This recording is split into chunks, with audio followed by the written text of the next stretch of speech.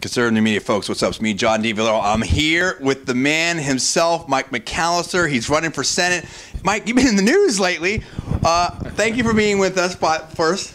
Yeah. Great to have you. Now, what's going on? I'll just say this real quick. I'm not being paid by any of the candidates. I literally, recently just got here into Florida, so I don't even know what's going on, but I was able to see this whole Miami Herald video. People are talking about your military service, and it seemed kind of an interesting situation there. I don't want to preface this by anything. I want you to tell me what's going down. Well, I'm not sure how this got hard. I'm kind of an everyday guy that is running for U.S. Senate. And in my life, I've been very fortunate to have been involved in several different careers, I guess. One of those was a military career.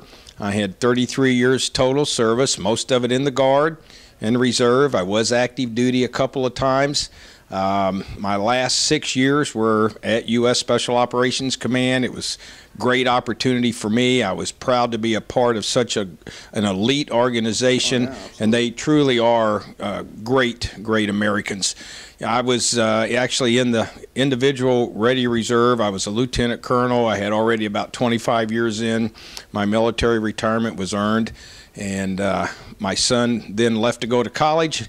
I thought, gee, maybe there's a little left in the tank that I can still make another contribution. So I went down to U.S. Special Operations Command, said, do you all need any help? You need any extra hands here?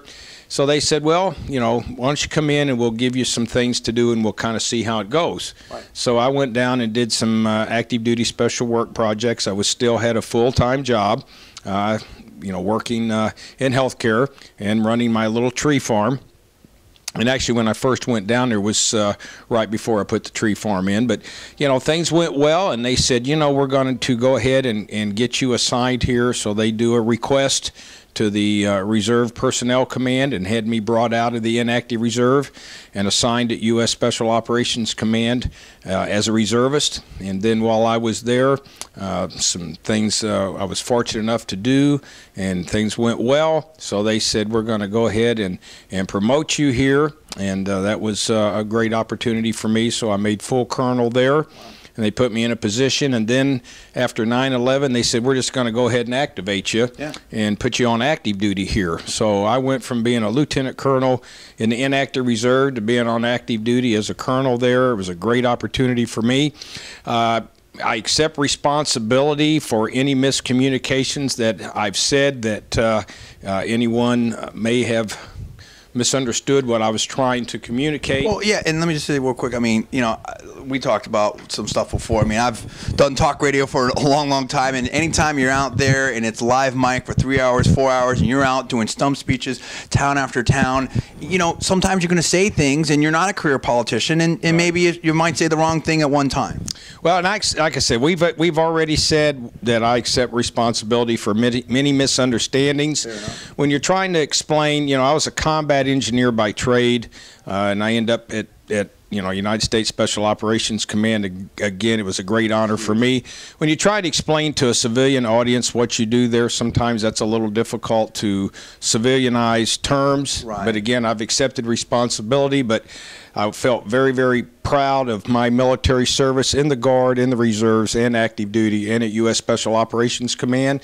And I think that, the record, we're trying to hopefully get that released very quickly here for the officer evaluation reports that identify the jobs and the responsibilities, as well as the significant contributions and performances that were made, and the public can judge for themselves.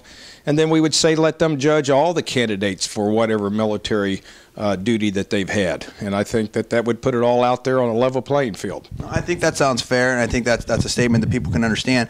And I hope I'm not misstating here or stepping out of turn, but I think you were talking about that your campaign will soon release the OER, and that, in fact, that maybe, I know some people seem to be making, some of the press seem to be making this thing about, whether you said you testified before Congress or not, or whatever like that.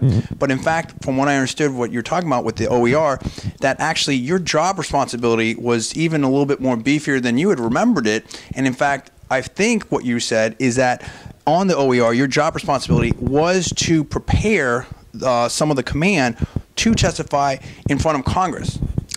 Yeah, that's what we'll do is, and again, if I say anything here that can be misinterpreted, I've learned not. So what we're going to do is we're going to, as soon as we get the approval from the military for us to go public with those, then that's exactly what we'll do. And the OERs, I don't write them and I don't sign them. It states what your duty job, your duty title, it states what your responsibilities are, and it states what your performances are. And they're signed by a raider and a senior raider, which in my case was, and the ones that we'll be releasing from U.S. Special Operations Command were 1, 2, and 3-star generals and admirals. The point being, the bottom line is, you've talked to a lot of groups. You might have made misstatements. I think that's a big thing to do, to straight up accept responsibility.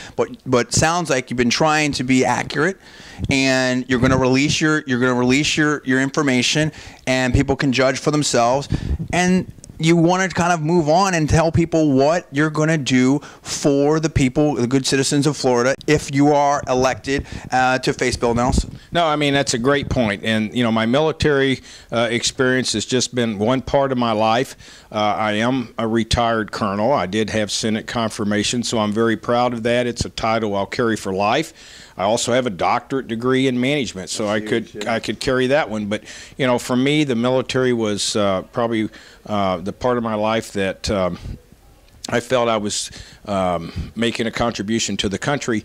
But I was also a single parent. I raised a son, from the age of 4 as the custodial parent, and that, without question, is the biggest contribution that I'll ever make in my life, and the thing that's most important to me.